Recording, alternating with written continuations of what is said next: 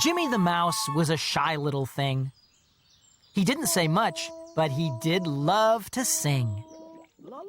Each night in the bath, so I've been told, he'd sing and he'd sing till the water went cold.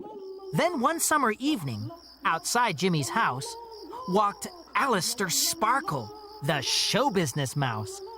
He heard Jimmy singing and knew in a flash this was a voice that could earn lots of cash. So Alistair Sparkle ran up Jimmy's wall and into his bathroom in no time at all.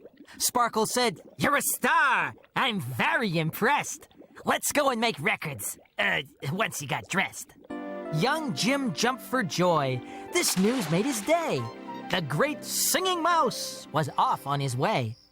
At the door stood his friends. They were off to the park.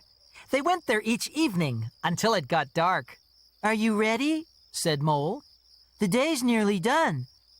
We're off to the swings. Would your friend like to come?"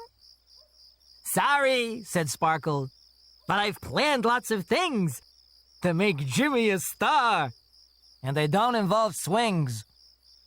Then Sparkle whisked off his new singing sensation to work on his image at a secret location. Sparkle fitted Jim out with the latest of gear.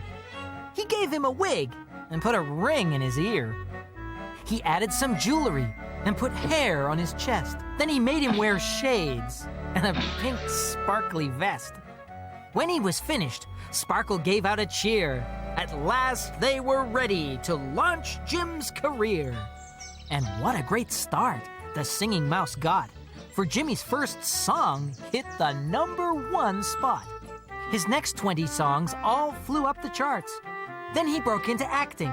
He could choose his own parts. Game shows and chat shows. He soon learned the ropes, starring in commercials and 1 or 2 soaps. His fortune built up with considerable ease, and he started to spend it on more than just cheese. Jimmy started collecting diamonds and pearls, bought speedboats and cars, and attracted the girls. He bought a new home at a real posh address, but was constantly chased by both TV and press. His house was a prison from dusk until dawn. His doors were kept locked, and his curtains were drawn.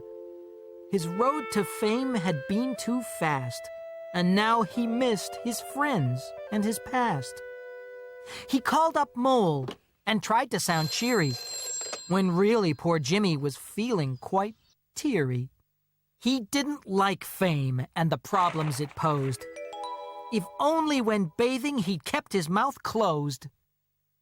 Yes, he had everything, the looks and the wealth, but life is no fun when you can't be yourself. Then up through the floor sprang Mole, his old friend. He dug Jim a tunnel.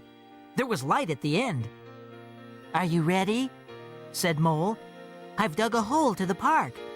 We can stay there all day and play till it's dark." Jim was so happy. He pulled off his false chest and returned to the park, to those he loved best. Sparkle searched high and low for the mouse who could sing, but he never discovered the park or the swing. Now Sparkle sells tickets to visit the house, from which Jimmy vanished as quiet as a mouse.